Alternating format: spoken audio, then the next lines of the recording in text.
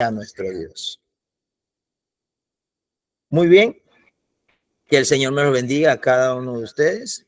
Una vez más, vamos en esta tarde preciosa a dar inicio a esta materia tan importante como lo es la historia de la iglesia. Amén.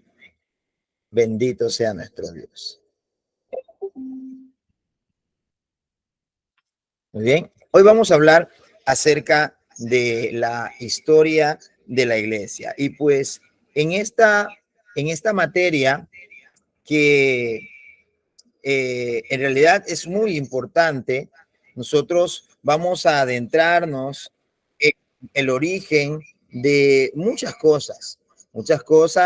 creencias, inclusive el origen de algunas sectas que ya estudiamos y ahora vamos a, a encontrar un poquito más todavía de aquellas cosas donde se originaron, el porqué de aquellas cosas y aún ciertas situaciones que continúan influenciando en la vida de las personas. Amén.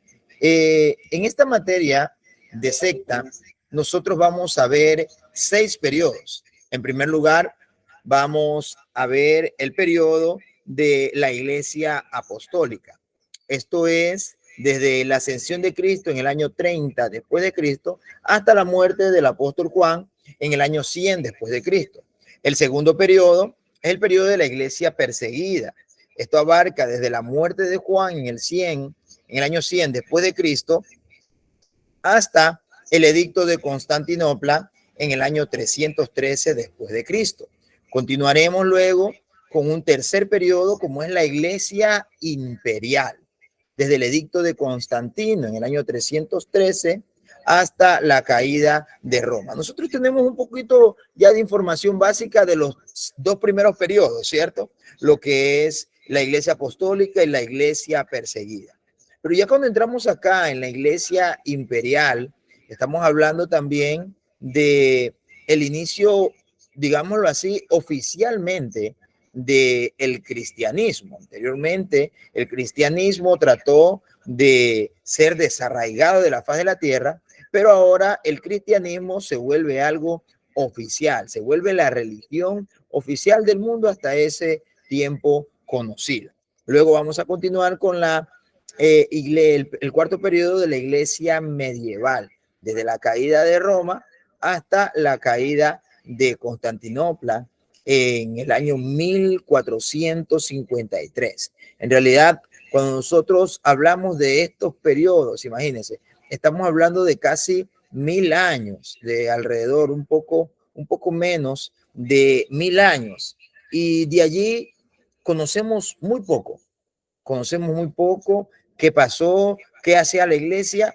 Para eso es importante poder conocer la iglesia medieval. Luego vamos a pasar al quinto periodo, como es la iglesia reformada, desde la caída de Constantinopla hasta el fin de la guerra de los 30 años en el año 1648, ¿sabe?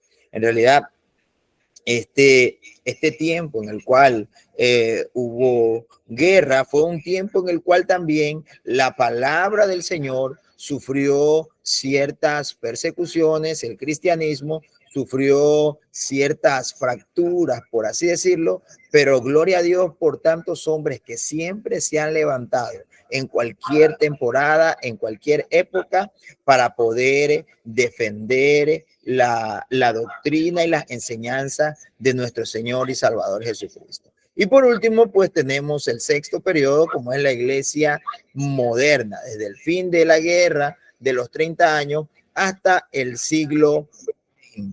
Amén. Desde allí. Y es esta época, una época en la cual inició prácticamente un despertar nuevamente en el cristianismo, el cual estaba un poquito opacado, estaba dejando de ser tan exhibido, estaba dejando de ser tan manifestado.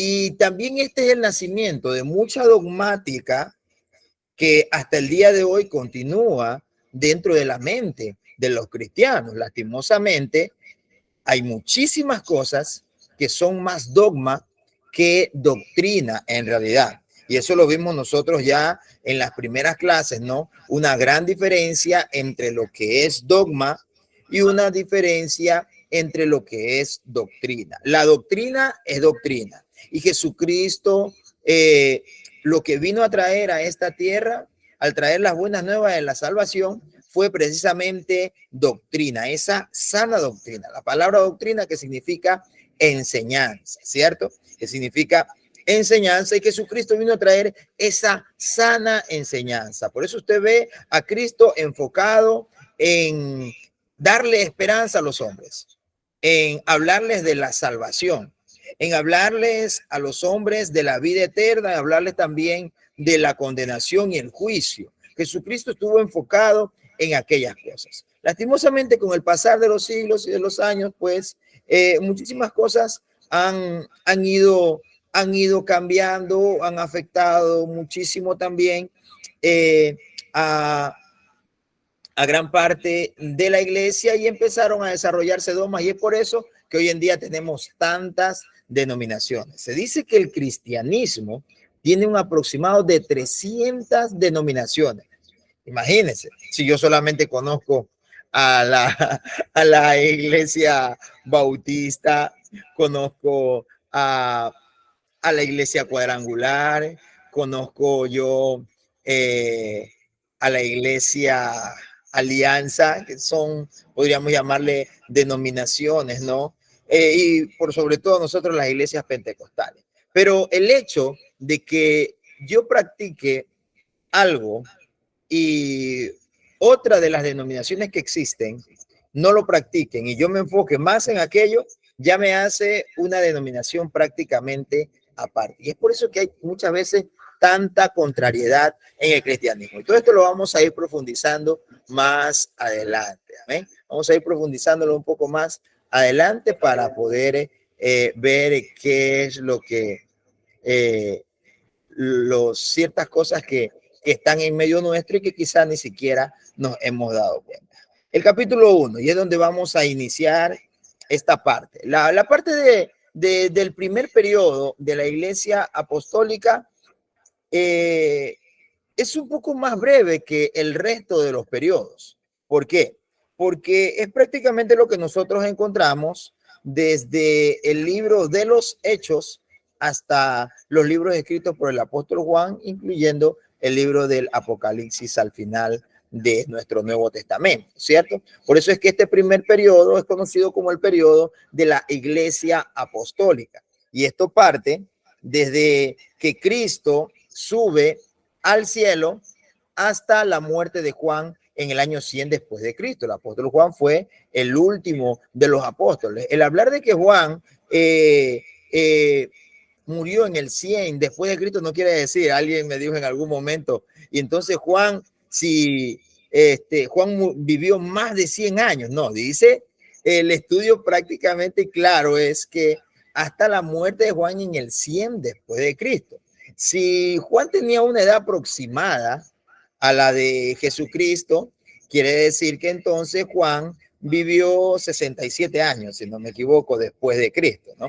Después de Cristo, predicando el evangelio, escribiendo sus cartas y por último, en la isla de Patmos, el libro del Apocalipsis. Entonces, en esta primera parte, desde la ascensión de Cristo en el 30, después de su nacimiento, porque recuerde, la historia de la escritura y la historia de la vida humana, por mucho que existan ateos, agnósticos, que la ciencia inclusive trate de decir muchas cosas, la historia de la vida humana está dividida en dos partes, y es antes de Cristo y después de Cristo.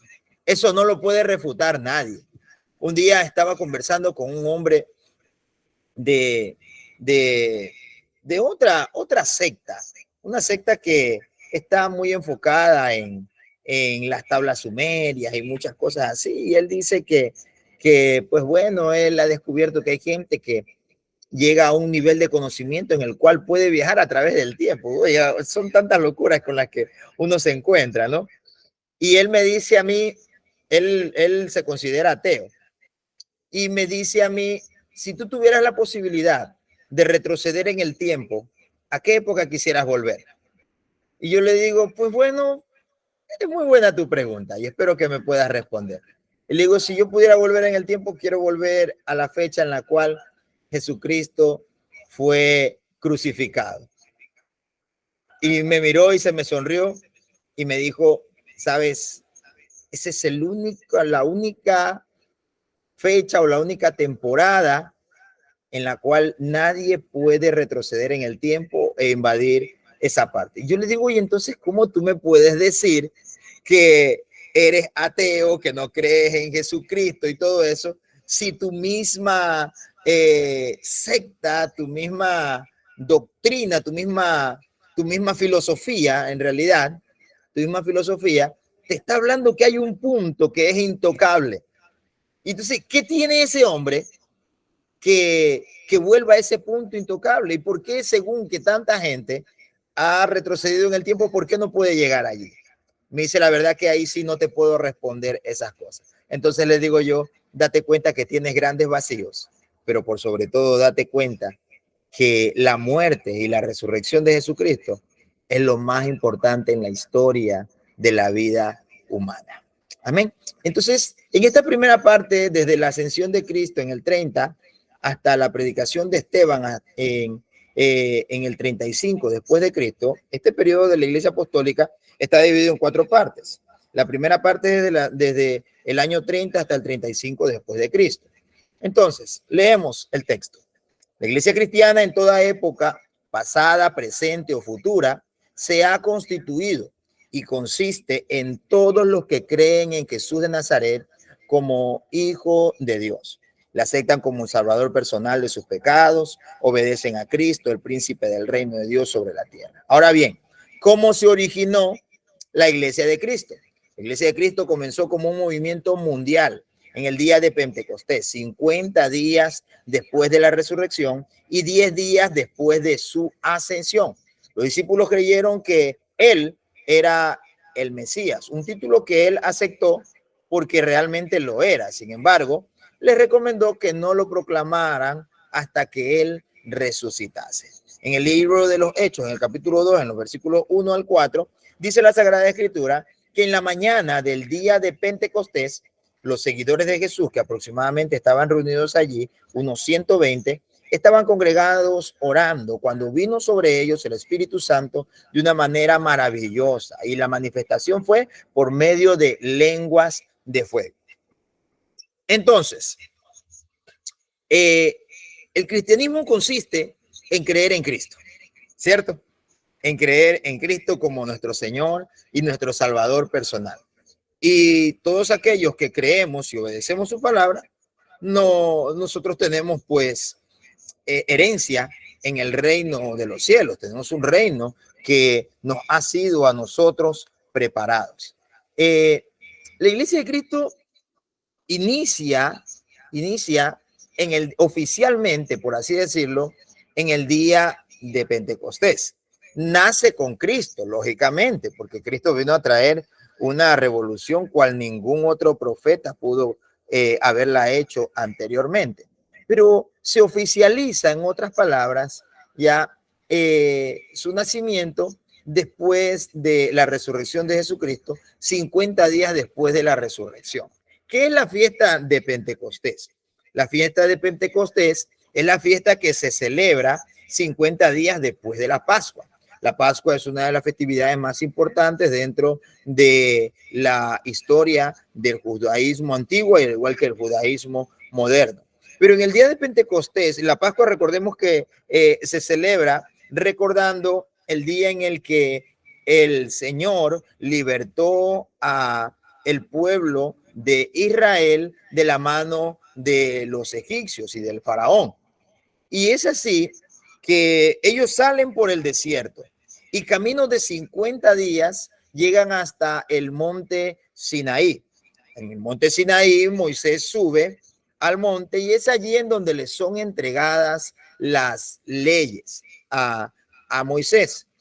Esta es esa fiesta, la fiesta en la cual le es dada la ley de Dios a los hombres. Les he dado los preceptos de Dios a los hombres. Es por eso que nuestra Pascua ahora en esta temporada es Cristo. En el Antiguo Testamento se sacrificó un cordero para que cuando pasase el espíritu de muerte o el ángel de la muerte, como quisiéramos conocerlo, ¿no? Por todas las casas en el reino de Egipto, no pudiera tocar a ninguno de los judíos que tuvieran esa marca en la puerta, en los dinteles de su casa. Nuestra Pascua es Cristo, porque ahora por medio de la sangre de Cristo, la Escritura dice que ni aun las puertas del Hades podrán prevalecer contra la iglesia del Señor. Pero también nosotros tenemos un Pentecostés, el cual no está enfocado en la época en la cual fue entregada la ley de Moisés. Nuestro Pentecostés está enfocado en que el día en el que el Espíritu Santo de Dios vino sobre la tierra, la ley del Señor se complementó. Los profetas dijeron que ahora la ley será grabada en la mente y en el corazón. Y es así que ahora el Espíritu de Dios vino a manifestarse y a morar en cada uno de nosotros. Y es por eso que Él es el que nos convence de justicia, de juicio y de pecado cuando queremos hacer o estamos planeando hacer algo malo o aún hemos hecho algo no acorde a la palabra del Señor. ¿Qué hace el Espíritu? El Espíritu viene y nos constricta, nos hace un llamado, se entristece, nosotros lo sentimos y eso provoca una transformación también en nuestras vidas. ¿Por qué? Porque ahora la ley está escrita. Antes fue escrita en tablas de piedra, pero ahora está escrita en nuestros corazones por medio del Espíritu Santo. Otra cosa más, y es que en este tiempo no inició la denominación pentecostal. Algunos dicen, nosotros somos esa iglesia del primer siglo, la iglesia del Pentecostés. Esto no fue el inicio de la iglesia o de la denominación pentecostal. Esto fue el inicio de la iglesia en el día de Pentecostés. En el día de Pentecostés. Entonces, no es que el inicio de la iglesia pentecostal. En ese día, pues el Espíritu Santo hizo cosas sobrenaturales, tanto que empezaron a hablar en otras lenguas. Ese día de Pentecostés, mucha gente venía a hacer intercambio de ganado, de trigo, de muchas cosas. Era una festividad muy grande y venía gente de todas partes para comerciar, para traficar, para intercambiar, en otras palabras. Pero ese día, al estar gente de todas las etnias, por así decirlo, hasta ese tiempo conocido, reunidas en ese lugar, ese día el Espíritu Santo dio una de sus más asombrosas manifestaciones. Y es que los que estaban reunidos allí, estos 120 judíos que estaban allí reunidos, empezaron a hablar en todas las lenguas que estaban allí reunidas en ese lugar. Ellos empezaron a hablar y esto fue una muestra de que el Espíritu Santo podía transformar prácticamente a todas las etnias, porque imagínense, al estar hablando, digámoslo así, ¿no? Digámoslo así, al estar hablando en chino, en ruso, al estar hablando bueno, en todos los idiomas que usted conoce, ¿no? ¿Qué era lo que hablaban? ¿Sabe qué era lo que hablaban ellos? Lo que ellos estaban hablando eran las maravillas del Señor, que Jesucristo ha venido en carne, que murió y que resucitó. Ellos, ¿cómo iban a saber eso por medio de los judíos si los judíos no conocían la lengua de ellos? Es cierto que en ese día quizá no todos los que escucharon se convirtieron, pero la Escritura dice que ese día hubieron más de 5,000 personas que aceptaron a Cristo en ese momento, entre ellos de todas las etnias que estaban allí reunidos. ¿Cómo fue esto? Por medio del hablar en lenguas, pues ellos hablaron la palabra del Señor a las personas aún que era imposible que ellos pudiesen entenderlo. Ese es el poder del Espíritu Santo y demostró que la presencia de Dios iba a ser derramada sobre toda carne, que es algo que luego el apóstol Pedro ratificó y enseñó a los demás. ¿Qué hizo en aquel momento el Espíritu Santo? El Espíritu Santo iluminó las mentes de todos los que están allí, dándoles un nuevo concepto del reino de Dios, de que no era un imperio político, sino que era un reino espiritual. ¿Sabe? Para este momento, ya los discípulos habían sido iluminados porque habían visto a Jesús resucitado de entre los muertos y que había estado con ellos por 40 días. Había convivido prácticamente con ellos y les dijo que esperen la venida del Espíritu Santo. Pero un poco antes de eso, y aún después de eso, los apóstoles ya lo habían entendido, pero había mucha gente que todavía no lo comprendía. Ellos creían que Jesús lo que representaba era un líder político. Este es el rey de los judíos, el que nos va a sacar, quizás se levantará como se levantó Josías, como se levantaron tantos reyes en la antigüedad. Se va a levantar y pues bueno, nosotros vamos a tomar fuerza y si hay que luchar contra el imperio, sabemos que el Señor nos va a dar la victoria como ya lo hizo en tantas ocasiones contra tantas civilizaciones. Muchos creían que era eso. Pero cuando el Espíritu Santo viene, ilumina la mente de todos de que este no era un reino, un imperio político, sino un imperio espiritual que transformaba la vida de los hombres, que libertaba a los hombres, pero desde su interior, y lo libertaba de el mayor poder que cualquier otro imperio que haya existido, cualquier civilización que haya existido en la tierra, y era el poder o el imperio del pecado. ¿Qué más hizo el Espíritu Santo? Vigorizó la fe, o sea, los fortaleció, porque con tremenda manifestación, las lenguas repartidas como de fuego, el Espíritu Santo haciendo cosas sobrenaturales nunca antes vistas allí en ese momento, eso les hizo ver a ellos que las promesas del Señor son reales y son eternas, y que aun cuando muchos quizá pensaban, bueno, ya Jesús se volvió a ir, solo estuvo 40 días por aquí, pero ya se volvió a ir. Primero lo matan y después está 40 días y se va. ¿Y de ahí qué hacemos? ¿Qué hacemos? ¿Quién podrá defendernos? Dijo por ahí uno, ¿no? Entonces, cuando hay esta manifestación, esto fortalece la fe de ellos. Esto la fortalece a tal punto que a partir de allí, ellos creen en todas las promesas que el Señor les hizo. Tercero, el Espíritu Santo vino a morar en ellos. ¿De qué forma? De una manera permanente, individual o personal. Empezó en Jerusalén y se limitó a sus alrededores por algunos años. Y todos los miembros eran judíos y de 3 clases. Entonces, el Espíritu Santo vino a morar en ellos de una manera permanente. Cuando estudiamos Antiguo Testamento, nosotros vimos las manifestaciones del Espíritu de Dios. Nosotros vimos las teofanías, apariciones de Dios mismo en medio de los hombres. Pero la promesa que Jesús dejó en el libro de San Juan, capítulo 14, es que el Espíritu iba a estar con ellos ahora, no un tiempo, no una temporada, no un momento, no solamente en el momento más difícil, sino que ahora iba a estar con ellos todos los días para llenarlos y para convencerlos de justicia, de juicio y de pecado. Y es por eso que Jesús les dice al final de todo, yo estoy con vosotros todos los días hasta el fin del mundo. ¿Por qué? Por medio del Espíritu Santo. Aquí, en esta reunión que empezó en Jerusalén, habían 3 grupos prioritarios.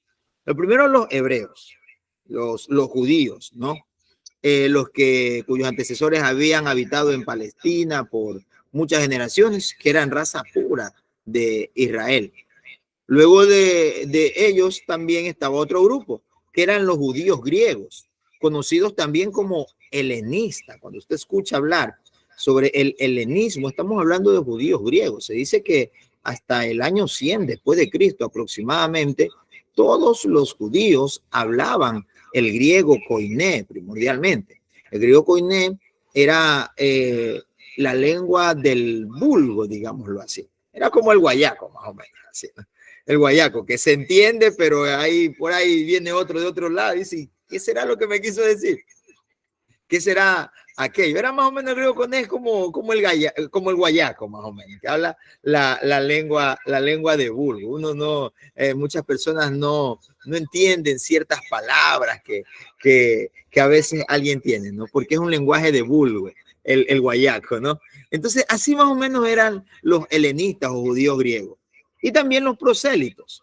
¿Quiénes eran los prosélitos? Las personas que eran paganas, en otras palabras, que eran de otras naciones, pero que habían renunciado al paganismo, a la idolatría y abrazaban la ley judaica y se habían circuncidado. Recordamos que cuando estudiamos Antiguo Testamento, hablamos de que muchas personas, inclusive en Egipto, cuando Israel sale de Egipto, muchas personas que estaban allí en Egipto, que no eran de raza judía, pero que se apegaron a los judíos y a creer en el Dios Todopoderoso, en el Dios de Abraham, de Isaac y de Jacob, salieron juntamente con ellos. Es por eso que cuando el Señor les da el mandato de que saquen de allí a todos los cananeos y a todas las naciones paganas que estaban allí en la tierra que Él les había prometido, también se entiende que aquellos que en cambio decidieron aceptar las leyes mosaicas se quedaron viviendo en medio de ellos. El objetivo era que ellos no se junten, en otras palabras, con los paganos. ¿Para qué? Para que las costumbres de ellos estén lejos de su vida. Y pues lastimosamente cometieron los graves errores de que no los sacaron a todos y los que se quedaron pues no se convirtieron al judaísmo, y por ende luego esto les costó a los mismos judíos el ser deportados. ¿Por qué? Porque cayeron en la idolatría, porque pecaron contra Dios, porque hicieron las cosas mal delante del Señor, adoraron a otros dioses, a dioses de Acera y todas las deidades que en ese tiempo existían, ¿no?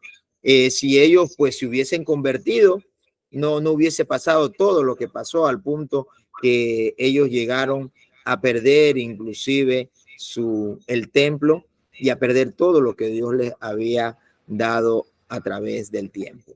¿Quién era el director en este tiempo? Era el apóstol Pedro. Era el dirigente de la iglesia, el líder, el portador, el portavoz, el predicador, el hombre a quien Dios usaba en los milagros. Este no era el papa ni el gobernante, sino que tenía un espíritu directivo, ¿no? Era pronto para decidir, tenía facilidad de expresión, y a su lado estaba Juan también. Era un contemplativo espiritual que hablaba poco, pero tenía mucha estima entre los creyentes. A esto también se agrega a Santiago, el hermano de Jesús, quien pues tuvo una parte muy importante dentro de la historia de la iglesia para que las cosas se puedan hacer correctamente y que no terminen haciendo cosas que no eran agradables a los ojos del Señor. Amén. Dentro de los integrantes, pequeño en número, todos en una ciudad de una sola raza judía, obediente a la voluntad del Señor, todos en comunión con el Espíritu de Dios, y no era necesario tanto gobierno. ¿Por qué? Porque la gente estaba decidida sencillamente a hacer lo que el Señor había dejado diciendo. ¿Por qué hay problemas hoy en día en las iglesias? Porque la gente no quiere hacer lo que Dios dice, lo que la palabra dice. La gente quiere hacer lo que ellos quieren, ¿no? Entonces, en ese tiempo, la gente sencillamente, a ver, ¿cuáles son las enseñanzas del Señor? Enséñanos más. Y lo que el Señor había enseñado, ellos lo enseñaban, y por eso la gente lo aceptaba, lo hacía, y todos vivían felices. Todos hacían las cosas bien. Pero pues lastimosamente, cuando ya la gente quiere hacer las cosas como ellos quieren y no como la Escritura lo enseña, es cuando ocurren problemas como los que tenemos hoy en día con las iglesias. El gobierno estaba bajo los apóstoles, quienes actuaban como un cuerpo. En su doctrina, que era enseñada por Pedro, tenía 3 puntos esenciales. Lo primero, el carácter mesiánico de Jesús. O sea, enseñar quién era Jesús. Señores, escuchen bien. Jesús es el Mesías esperado por Israel. La promesa de un libertador que no iba a libertar sencillamente a un grupo, sino que iba a libertar a la humanidad e iba a transformar sus vidas. Su reino no lo vamos a encontrar en ninguno de los continentes. Su reino es invisible, pero está en el cielo, porque no lo podemos ver porque no estamos en él, estamos en la tierra. Por eso. Y cada miembro entendía que Jesús había cumplido todas las profecías que se habían hablado de él, y por eso ellos eran leales, reverentes y obedientes al Señor. Lo segundo, este rey que es la promesa viviente, murió, pero también resucitó, y ahora es la cabeza de la iglesia. O sea, nosotros no es que vamos a hacer una nueva secta, una nueva doctrina. Nosotros tenemos a alguien que nos está dirigiendo, y es nuestro Señor Jesucristo. Él es la cabeza de la iglesia y nunca va a dejar de serlo. Y lo tercero, la segunda venida de Cristo. Miren, nosotros los vimos subir, pero Él también nos prometió que iba a volver en cualquier momento. Entonces, nosotros nos vamos a aferrar. Imagínense, la esperanza de la iglesia en ese tiempo era tan fuerte que ellos esperaban ellos mismos. Pedro esperaba volver a ver a Jesús. Él esperaba eso. Por eso es que tanto los apóstoles como los discípulos y todo el resto de la iglesia primitiva de allí en adelante, si tenía que dar la vida por Cristo, la daba. ¿Por qué? Porque ellos lo estaban esperando para ese tiempo. Ellos esperaban que en ese momento, en esos años, Él iba a volver. Cuando se mueren los apóstoles, el resto de gente que los había escuchado continuaba con esa esperanza. La iglesia estaba firme por eso. Continuó la siguiente generación con la misma esperanza. No llegó anteriormente, pero va a llegar. Pero ¿qué pasó con el resto de las generaciones? En gran parte, lejos de los avivamientos que han ocurrido a través de la historia, han dejado de anhelar la manifestación gloriosa que dice el libro de Tito capítulo 2 versículo 12.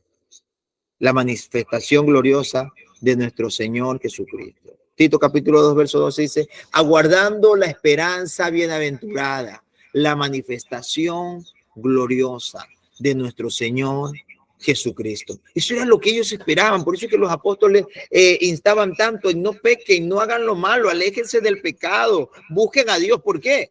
Porque Él viene, Él va a volver por su iglesia, va a venir a llevársela, va a arrebatarla, va a esperarla en el cielo. Y así como ustedes lo vieron a Él subir, así ustedes también van a subir al Padre para poder entrar en esas moradas. Mira la esperanza de la iglesia. ¿Por qué la gente hace tantas cosas? Porque ha dejado de esperar a Cristo como lo hacía la iglesia primitiva. En la segunda parte, la expansión de la iglesia, la predicación de Esteban en el año 35 después de Cristo hasta el concilio de Jerusalén en el 50. La iglesia estaba establecida en Jerusalén y sus alrededores. Y en esta iglesia surgió una queja en el sentido de la distribución de los fondos para los pobres, ya que la familia de los judíos griegos eran descuidadas, y para esto los apóstoles convocaron a la iglesia en asamblea y propusieron una comisión de 7 hombres que fueron escogidos para este servicio. Y recayeron las dignidades en Esteban, Felipe, Procoro, Nicanor, Parmenas, Nicolás y Timón. Bueno, pues dentro de la tarea que vamos a tener en esta semana, vamos, desde ya se los anuncio, vamos a hacer una investigación sobre la muerte de cada uno de los apóstoles, entre los cuales vamos a agregar también a cada uno de estos hombres. Porque es importante, ya vimos, ¿cierto?, de algunos padres, conocidos como padres de la iglesia, que hicimos una investigación cuando estuvimos viendo Apocalipsis, si no me equivoco, hablando un poco sobre la escatología, Y en verdad es apasionante ver a los emperadores que persiguieron a la iglesia, pero también ver a estos hombres, todo lo que hicieron e inclusive cómo llegaron a morir por causa de Cristo. Y por eso vamos a hacer una investigación sobre cada uno de ellos. Los 12 apóstoles, pues menos Judas, ¿no? No lo vamos a poner a Judas porque Judas ya sabemos cómo murió, ¿cierto? Lo encontramos en la escritura. Pero en realidad hay muchas otras personas que quizás no hemos tomado tan en cuenta, pero son tan importantes para que la iglesia tenga el poder que hoy en día tiene y tenga la fe que hoy en día tiene. Hablando, por ejemplo, de Esteban, un hombre lleno de fe y del Espíritu Santo, que proclamó a Jesús como Salvador, no solamente a los judíos, sino a los gentiles. Ahora bien, aquí hubo un pequeño problema, y es que la iglesia del primer periodo no era una iglesia que evangelizaba a otros que no sean judíos. La idea de ellos hasta ese tiempo, era que, en otras palabras, el judaísmo se había reformado por medio de Jesucristo. Era una reforma. Y pues Jesucristo había venido solamente por los judíos, y ellos a quienes sí tenían que hablarle eran los judíos. Ellos no le predicaban a los gentiles. Pero luego nosotros vamos a encontrar a un Felipe, a un Esteban, que empiezan a propagar el evangelio, en los cuales inclusive son azotados. Vemos a un Esteban, por ejemplo, que es muerto a pedradas, muerto por los judíos. ¿Por qué? Porque ellos le predicaban solamente a los judíos y querían convencer en primer lugar a los judíos de que se vuelvan a Cristo, de que acepten a Cristo como su Señor y como su Salvador. Y por eso lo consideraron un hereje, buscaron gente, dijeron, este ha blasfemado contra Moisés y contra la ley, entonces es digno de muerte. Ahí aparece Saulo de Tarso, ¿no? Aparece Saulo de Tarso y también él apoya para que mátenlo a ese hombre. Por lo que él ha estado diciendo. De la misma manera Felipe, imagínense, Felipe fue un hombre que encontró refugio entre los samaritanos y empezó a predicar entre los samaritanos, ¿no? Y anteriormente los judíos con los samaritanos no se llevan, pero el asunto es que por mucho que la iglesia de este primer periodo, de estos primeros 30 años, trató de centralizarse en una sola área que eran los judíos, el Espíritu Santo los iba llevando más allá, los iba llevando y empezó usando a hombres como Esteban, a hombres como a Felipe, para hablarle a gente que para muchos no eran dignos de recibir la palabra del Señor. Pedro, de la misma forma, como supervisor de la iglesia, llegó a Jope, resucitó a Dorcas y permaneció con Simón el curtidor, y luego Dios le mostró la visión de un lienzo con muchos animales, y allí Dios le dijo, levántate, mata y come. Y pues nosotros sabemos lo que Pedro le dice, pero si estos son animales impuros, ¿cómo yo voy a comer algo que yo nunca he comido? Voy a hacer algo que yo nunca he hecho, algo que está lejos de la ley. Y pues el Señor le está diciendo, lo que Dios limpió no lo llames impuro. Y esto era una representación de que inclusive ellos consideraban a muchas personas de otras naciones impuras, ilegítimas, a poder recibir a Cristo, pero el Señor le está diciendo, ¿sabes qué?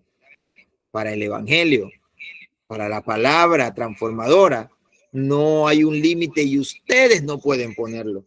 Tienen que predicarlo, porque Jesús le fue muy claro cuando en el libro de Hechos capítulo 8, y será este evangelio predicado en Jerusalén, en Judea, en Samaria y hasta lo último de la tierra. Y eso era algo que no estaban cumpliendo. Ellos no lo estaban cumpliendo. Luego vemos la conversión del apóstol Pablo, conocido como Saulo de Tarso. No es que de Tarso era el apellido de él, sino que anteriormente las personas eran conocidas por el lugar en donde vivían, y pues Saulo vivía en Tarsis. Entonces, Saulo lo conocemos acá como el perseguidor y destructor de la iglesia de Cristo. quien luego fue sorprendido por una visión de Jesús y vino a ser el predicador más sobresaliente de las buenas nuevas de salvación. ¿Saben? Creo que sí lo hablamos, ¿no? Cuando estudiamos el libro de los Hechos. Y pues Pablo en realidad lo que estaba haciendo era defender la ley. Eso era lo que Pablo estaba haciendo. Y es que el legalismo puede llevar a las personas a tal punto, que sin importarle ninguna otra cosa, ni poner ningún límite, puede llegar hasta matar a alguien por defender su ideología. Y eso era lo que hacía Pablo. Pablo, en este caso, lo que él decía, pues yo lo que estoy haciendo es defender, porque este cristianismo se está esparciendo tanto. Los judíos están dejando de preocuparse por llevar la ley de Dios. Yo escuché por ahí algún predicador y entre muchos otros más que Saulo era un sicario. Saulo no fue un sicario, no es que él pertenecía a la banda de los Winnie Pooh, ni nada de esas cosas, ni la de los Oyogi, nada, no era Pablo un vandálico, un sicario. Pablo lo que era un estudioso de la ley. La Biblia dice instruido a los pies de Gamaliel. Gamaliel era un rabí el cual era muy reconocido dentro del fariseísmo inclusive. Y Pablo dice, yo soy fariseo de fariseo. Y con tan solamente el decir, soy instruido a los pies de Gamaliel, eso era un respeto. Esa era un respeto inmenso, porque Gamaliel era un indocto. Y si él lo había instruido a Pablo, pues Pablo era un indocto también en la escritura. Y por eso era aprobado, y por eso dice que él, respirando amenazas de muerte, llevaba cartas a todos los lugares. ¿Para qué? Para que le digan, a ver, ¿dónde están estos que están proclamando el evangelio? A ver, díganmelo, porque yo los voy a sacar de allí, los voy a meter a la cárcel. Si hay que apedrearlo, ya apedreamos a Esteban, pues apedrearemos al resto, pero esto se detiene porque se detiene. Él era un defensor de la ley. Eso era lo que era Pablo. Y sabe qué pena es que hoy en día hay mucha gente defensora también de sus propias leyes, defensora de dogmas, defensora de filosofías, defensora de pensamientos propios. Y son perseguidores como Pablo, que porque tú no llevas el evangelio como yo lo llevo, porque yo me he visto así, tú tienes que vestirte así. Porque yo me peino así, tú tienes que peinarte así. A mí en algún momento hasta me hablaron del candado. No, eso tú no puedes. Pero y si ya me crece, que yo le he orado a Dios, yo no quería tener ni barba ni bigote. Pero pues ya, ¿qué puedo hacer si tú no dejas de crecer? ¿Qué puedo hacer? Y en algún momento alguien me dijo, mira, eso de que tú te haces ese candado, yo no me lo hago, me sale solito. Lo único que tengo que hacer es perfilarlo nada más. Es lo único que tengo que hacer ahora. Es perfilarlo. Pero ¿cuánta gente me ha dicho en algún momento, sí, que porque tú te pones eso? Usted no ha escuchado gente que habla hasta que porque te pones una corbata, que la falda más larga, que esto, que este otro, que este tipo de vestimenta y cosas así. Y como la gente muchas veces, en vez de proclamar el evangelio, lo que está proclamando son dogmas. En vez de proclamar salvación, lo que está proclamando son filosofías. Y por eso han matado a mucha gente. Yo conozco mucha gente que se apartó. Imagínense, he conocido muchos jóvenes del tiempo cuando yo empecé en el evangelio. Un evangelio muy radical, muy bueno. A mí me ha ayudado muchísimo en realidad. Me apegué a todo, pero por sobre todo busqué a Dios y estudiar su palabra. Pero ¿cuántos jóvenes en mi tiempo se apartó del Señor solamente porque hasta una gorra les prohibían ponerse? De allí nomás, imagínese usted. Hasta una gorra. No podían ponerse una bermuda. Yo recuerdo que en mis primeros días de convertido, yo hasta me bañaba con la ropa puesta. No me sacaba ni el pantalón para bañarme. No me lo sacaba hasta que me cayó una picazón en el cuerpo Y allí, y allí luego yo entendí que hay muchas cosas que a veces la gente se pasa. Imagínense, tanta gente que ha establecido como dogmas, por ejemplo, hasta el tener relaciones sexuales. No sé si usted ha escuchado que solamente los días jueves puedes estar con tu esposa, nada más. Por ahí otro salió que es solamente los martes. Bueno, y así gente que ha puesto un montón de dogmas en medio de la iglesia, que porque en realidad el pecado, el pecado original es ese, el tener relaciones sexuales. La Biblia no dice eso, porque Dios le dijo a Adán y a Eva en el huerto del Edén, fructificad, multiplicaos y llenad la tierra. Antes de que ellos coman del fruto prohibido, ya ellos tenían relaciones sexuales, ya ellos las tenían. Y mucha gente que ha dicho que el pecado es precisamente eso, el tener relaciones sexuales, y por eso pues tienes que hacerlo un día en la semana nomás, porque bueno, ya para que el Señor te perdone, hazlo un día. Para que tengas 6 días para que el Señor te limpie. Y de ahí vuelves a pecar. Entonces, como que fume una vez a la semana, me vaya a tomar una vez a la semana. Sería lo mismo. Porque lastimosamente esto es lo que provoca el legalismo. Cosas como estas son las que provocan el legalismo. Por allí surgió un pastor que falleció, el cual, imagínense, cuando tenía relaciones con su esposa, ella luego contó estas cosas, lo dio como un testimonio. Dice que él, para no pecar con su esposa, en otras palabras, sino solamente satisfacer el deseo que él tenía, lo que hacía era ponerle una sábana encima, y la sábana tenía un huequito para poder tener relaciones. ¿Hasta dónde la gente muchas veces ha tratado de alcanzar la santidad? Hoy en día, imagínense, que no tomes café. Por ahí salieron unos locos que para trabajar tienes que irte a trabajar con saco y corbata. Y un montón de locuras en realidad, porque la gente está tratando de alcanzar la perfección, la santidad extrema, pero con medios legalistas, no doctrinales, no de acuerdo a lo que la escritura enseña. Y es por eso que lo que hacen es que mucha gente se aparte. Y como les decía, muchos jóvenes se apartaron porque había demasiado legalismo, y ellos dijeron, como yo no puedo, mejor me aparto. Y muchos de ellos hasta el día de hoy se vuelven a Dios. Hasta el día de hoy. ¿Por qué? Porque para ellos el evangelio es demasiado difícil, porque no les enseñaron que el evangelio es una relación con Dios. Eso es lo que no les enseñaron. Entonces, en Antioquía fue el lugar donde por primera vez se le llamó cristiano a los seguidores de Cristo. Pero en toda sociedad organizada siempre hay dos clases de representadas, como son los conservadores y los progresistas. Los conservadores son el grupo de creyentes que sostenían que para ser salvo era necesario la circuncisión y guardar la ley. O sea, ellos miraban todo hacia el pasado. Y los progresistas son los que sostenían que la salvación es a través de la fe en Cristo, sin circuncisión y sin tomar en cuenta la ley judaica. O sea, ellos miraban al futuro.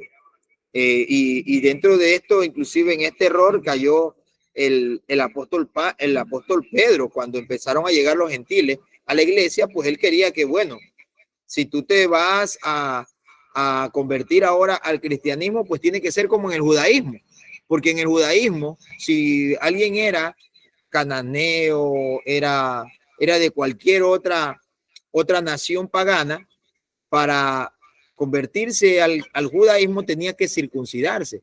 Y es prácticamente que querían volver a repetir la ley. Esos eran los conservadores, que creían que tenían que guardar la ley, porque solamente miraban al pasado. Pero luego vino un grupo de progresistas que enseñaron que la salvación es a través de la fe en Cristo, que no es necesario la circuncisión, ni tampoco el tener que obedecer la ley, sino que obedecer a Cristo. Amén. Por eso hubieron amenazas y tantas cosas. Y uno de los primeros viajes de Pablo fue precisamente para eso, para poder hacer un concilio, en el cual pues se llegó a ese acuerdo de que ya que el evangelio había llegado a los gentiles, pues no se le puede poner una limitación al poder de Dios y hay que dejarlo. Sencillamente el apóstol Pablo dijo, aléjense de los sacrificados a los ídolos, de la adoración a las cosas paganas y pues apéguense a la escritura, a su relación con el Señor. La tercera parte es la iglesia entre los gentiles, desde el año 50 después de Cristo hasta el martirio de Pablo. Por la decisión de ese concilio quedó establecido que los judíos, si ellos querían, si es que ellos querían, pues que se circunciden, que guarden la ley. Pero con los gentiles no, porque eso no es algo que Cristo vino a enseñar. Oye, nosotros tenemos que tener muy claro eso. ¿Qué es lo que Cristo vino a enseñarnos? Es eso. Tenemos que tenerlo muy claro. ¿Qué es lo que Cristo? Porque estamos muchas veces con que no, que para ser cristiano tienes que ser así o tienes que hacer esto. No. ¿Qué es lo que Cristo enseñó?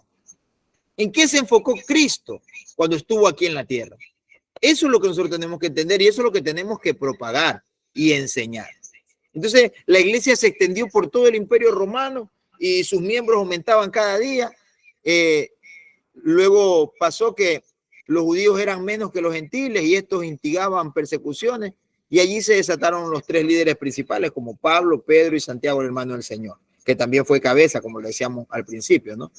Y que fue asesinado en el templo en el año 62 después de Cristo. Luego de eso, Pablo emprendió los viajes misioneros para poder seguir proclamando el evangelio. ¿Por qué? Porque ya el evangelio se había limitado al punto que habían judíos que aceptaron a Cristo, pero ya llegaron a un punto en el que ya no seguía extendiéndose el evangelio como al principio. Entonces, por eso ahora el evangelio fue extendido hacia los gentiles y esto era prácticamente la revelación del momento y ellos eso era lo que querían. Ay, no más.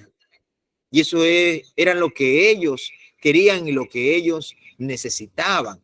Entonces, por eso se extendió más el evangelio por los demás reinos, por los demás países y fronteras que en medio de los judíos. Y si llegamos ya a la última parte, luego le vamos a mandar esto, ¿no?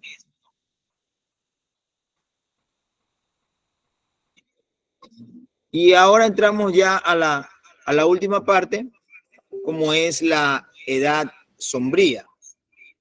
La edad sombría, y esto inicia desde el año 68 después de Cristo hasta la muerte de Juan en el año 100 después de Cristo.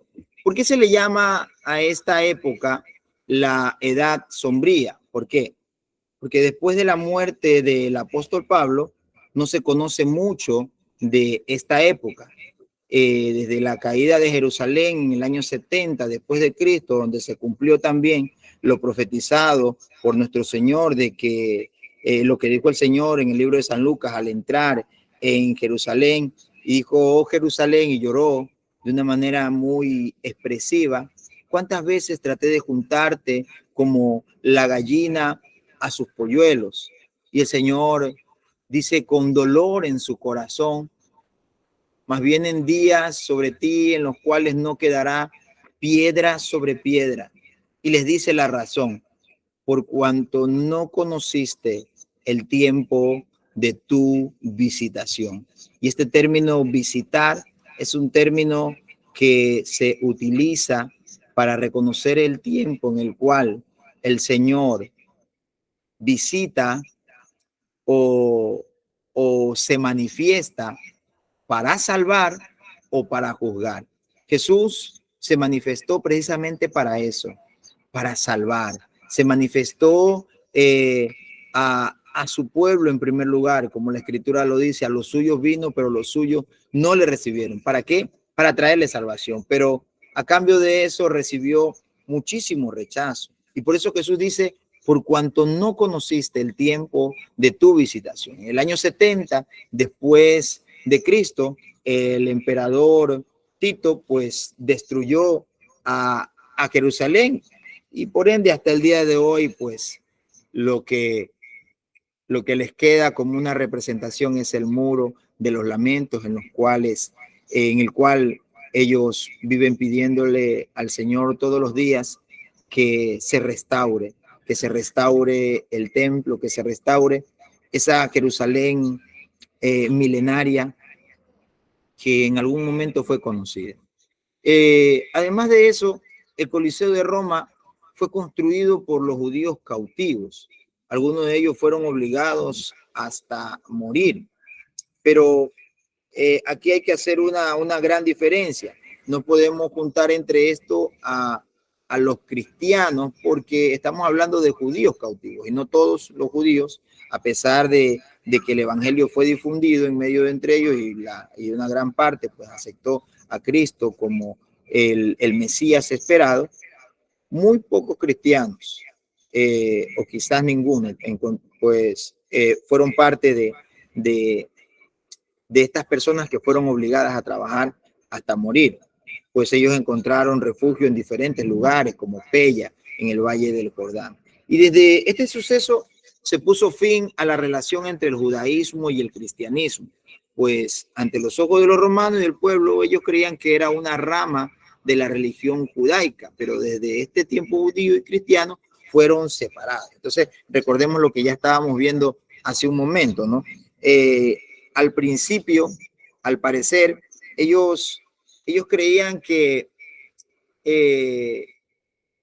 la manifestación de Jesucristo y tanta gente que se convirtió por medio de los discursos de Pedro y se convirtió por medio de los discursos de Esteban, de Felipe, entre los demás apóstoles que estaban propagando el evangelio, podríamos decir que ellos pensaban que era como una reforma al judaísmo y los romanos lo veían así, como otra rama de la religión judaica, como ya las existían también en ese tiempo. Pero luego se dieron cuenta que era algo muy separado, era algo muy distinto, porque el objetivo de este ya no era la ley, ya no era los sacrificios, ya no era la circuncisión, ya no era ninguna de estas cosas. El objetivo ahora era tener una relación con Dios, que Dios ahora habita en nuestros corazones. En el año 90 después de Cristo, el emperador Domiciano empezó una segunda persecución imperial de los cristianos, la cual pues miles de creyentes fueron asesinados, primordialmente en Roma e Italia, la cual no se extendió por todo el imperio. Y en este tiempo Juan, el último de los apóstoles que quedaba y que estaba viviendo en Éfeso, fue capturado y lo llevaron a la isla de Patmos, donde recibió la revelación contenida en Apocalipsis. Y después de la muerte de Nerón, es probable que Juan, el apóstol, murió en el año 100 después de Cristo. Y es probable que en esa época fue donde se escribieron los últimos libros del Nuevo Testamento, como son Hebreos, Segunda de Pedro, Juan, Judas y Apocalipsis, aproximadamente en ese tiempo. Entonces, esta primera parte de la iglesia apostólica, de este primer periodo, de los 6 periodos que vamos a ver dentro de la historia de la iglesia, es prácticamente la parte más básica. Es la parte más básica porque la mayor parte de lo que nosotros estamos viendo aquí en este primer periodo de la iglesia apostólica es lo que nosotros encontramos en los libros de Hechos hasta el libro de Apocalipsis. Parte de toda esta historia está en las cartas paulinas, en las cartas del apóstol Pedro y de los demás apóstoles, pues que tenemos nosotros entre los 29 libros del Nuevo Testamento. Entonces, la siguiente semana, con la ayuda del Señor, vamos a entrar al segundo periodo de la iglesia. Una parte muy importante y muy fundamental del cristianismo, porque es aquí en donde también se encuentran las raíces de muchas sectas que hasta el día de hoy existen, como es el arrianismo, por ejemplo, de donde se desprenden también los testigos de Jehová, las doctrinas de Sabelio, de donde se desprende también la doctrina unitaria apostólica, hoy en día conocida también como los Jesús solos, ¿no? Entonces, y entre otros más pensadores, pero pues que por medio de concilios y de muchos debates se llegaron a poder poner en clara todas estas cosas y defender la doctrina de nuestro Señor y Salvador Jesucristo de Nazaret. Amén. Entonces, hasta aquí llegamos en esta tarde con esta clase. ¿Alguien quizá tenga algo que preguntar? Ya les activo los micrófonos, listo. Bendito sea Dios. Qué bueno porque creo que esta parte, así como ha sido básica, también hemos tratado de explicarla de la mejor manera. Y pues eso es muy bueno e importante. Con la ayuda del Señor, la próxima clase, yo les estoy avisando a ver si es que en esta semana podemos tener 2 clases, porque quiero este módulo poder terminarlo un poco más rápido, como les digo, para que a mediados de este año podamos ver las otras materias que todavía nos están faltando para terminar este periodo de estudio que estamos teniendo dentro del seminario bíblico Aviva el Fuego. Vamos a orar para darle gracias a Dios por esta clase, por este tiempo, y pues que la palabra del Señor que ha sido sembrada en medio de cada uno de nosotros, pues dé fruto a su tiempo en cada uno de nosotros, y pues que podamos de la misma forma exponerla a los demás con veracidad, porque no hablamos de lo que nos contaron, sino que hablamos de lo que estudiamos. Amén. Eso es lo más importante, hablar lo que sabemos, no hablar lo que sencillamente escuchamos de alguien en las redes sociales simplemente y lo aceptamos. Eso se llama la infalibilidad papal. Amén. Eso no puede pasar en el cristianismo. Nosotros los cristianos tenemos la Biblia que podemos estudiar. Anteriormente no podía la gente estudiar la escritura, no la estudiaban, no tenían inclusive acceso a poder tenerla, pero hoy en día la tenemos y ya no podemos sencillamente decir, porque el pastor Marvin dijo esto, pues bueno, esa es toda la verdad. Usted tiene que investigar aún mucho más para profundizar más y poder enseñar con toda veracidad. Señor, gracias por esta tarde preciosa, por este tiempo especial en tu presencia, por esta clase fructífera, Dios mío, en la cual en este día hemos podido estudiar. Señor, te pedimos, ilumina nuestro entendimiento y ayúdanos, Señor, a cada día poder ampliarlo más para la gloria y la honra de tu bendito, eterno y santo nombre. Gracias te damos por esta tarde preciosa. Bendigo en tu nombre la vida de cada uno de tus hijos y te pido, Señor, fortalécelos en todas sus debilidades. Suple cada una de sus necesidades y ayúdalos, Señor, a poder ser mejores siervos, mejores servidores en tu reino. En el nombre de Jesús, te damos las gracias, Señor, y en tus manos están nuestras vidas, porque solo en tus manos estamos seguros. Amén y amén. Que el Señor me los guarde, que el Señor